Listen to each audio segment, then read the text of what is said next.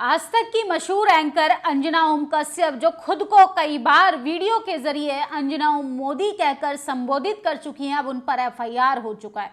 सोचिए, ये कोई पहला मामला नहीं है। इन पर नफरती सांप्रदायिक माहौल बिगाड़ने को लेकर, जातिवादी टिप्पणियों को लेकर, इस तरीके की वारदात को अंजाम देने पर, तमाम तरीके से फेक खबरों को लेकर मैडम चर्चाओं पर बनी रहती हैं। उत्तर प्रदेश के वहीं पूर्व अधिकारी अमिताभ ठाकुर की बात करें तो उन्होंने अंजना ओम कश्यप पर पहले ही एफआईआर दर्ज कराने की मांग उठाई थी और उन्होंने बाकायदा कराई भी थी।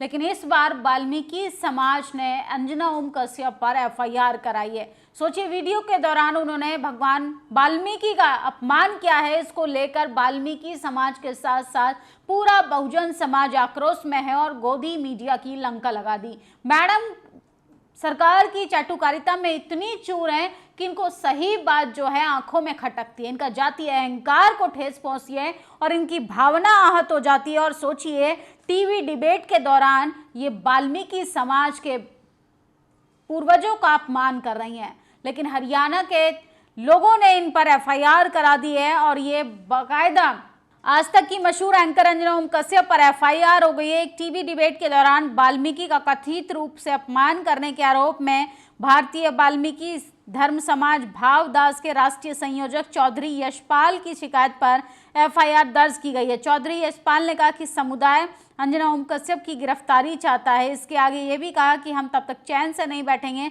जब तक आरोपी सलाखों के पीछे ना पहुंच जाए।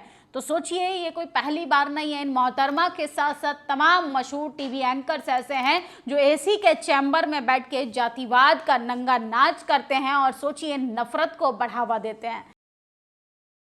जाति और पार्टी देखकर अपनी कलम को उसी ओर लिखने लगते हैं और कैसे रीढ़ विहीन मीडिया ने सरकार के आगे खुद को नतमस्तक कर दिया है। लखनऊ कोर्ट में नफरत फैलाने का आज तक एंकर पर केस दर्ज हुआ था और सोचिए, अंजना ओम कश्यप के खिलाफ एफआईआर दर्ज करने पर भी इन्होंने नफरत फैलाई थी। इसको लेके भी एक पूर्व अधिकारी ने एक बड़ा कदम उठाया था और अब लुधियाना में अंजना ओम कश्यप को लेकर, भगवान वाल्मीकि के अपमान को लेकर उन पर केस दर्ज हुआ। यही नहीं, ये बीजेपी की प्रवक्ता हैं कई एंकर, जिनमें से एक ये भी हैं, तो इनको बीजेपी के प्रवक्ता के रूप में माना जाता है। लुधियाना पुलिस ने आज तक की मशहूर एंकर पर एफआईआर की है और भारतीय वाल्मीकि धर्म समाज के राष्ट्रीय संयोजक चौधरी यशपाल ने शिकायत की है। 7 अक्टूबर को ये खबर प्रसारित हुई थी और सोचिए, भगवान वाल्मीकि का अपमान करना अंजना ओम कश्यप को कितना महंगा पड़ेगा। आज तक की एंकर पर एफआईआर हो गई है। डिबेट के दौरान ये अपने शो में टीआरपी के लिए इस हद तक गिर चुकी हैं कि ये सबका अपमान करती हैं, दलित पिछड़े आदिवासी नेताओं को जलील करती हैं और सोचिए, यही असली जातिवाद है।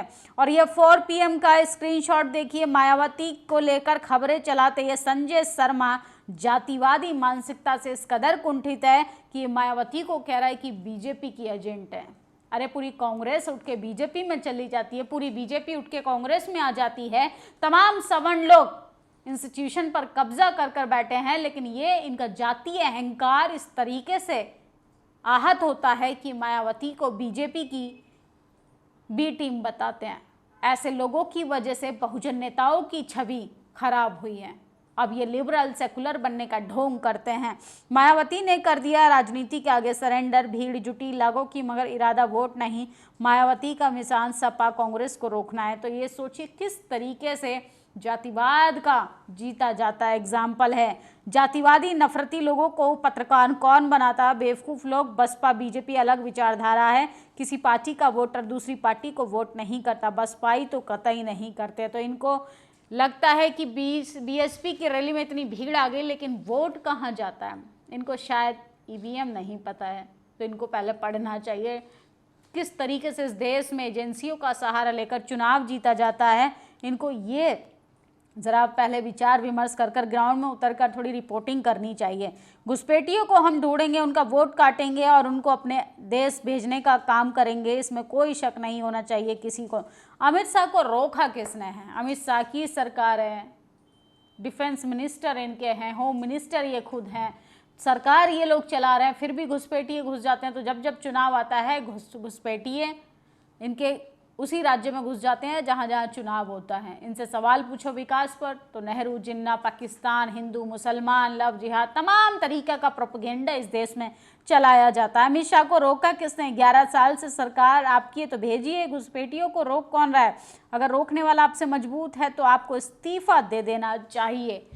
सोचिए सरकार किस तरीके से घुसपैठियों के नाम पे वोट बैंक की राजनीति कर रही है। देश के टीवी अखबार में बैठे जातिवादी, मनुवादी पत्रकार कैसे फेक खबरें फैलाने के चक्कर में, अपनी टीआरपी को बटोरने के चक्कर में वाल्मीकि समाज का अपमान कर रहे हैं, बहुजन समाज को आहत करते हैं, बहुजन नेताओं को बदनाम करते हैं। ये है देश का असली जातिवाद कि जैसे जैसे आप बड़े पदों पर पहुंचते जाएंगे, जातिवाद उतना ही महीन और उतना ही घातक और खतरनाक साबित होता जाएगा।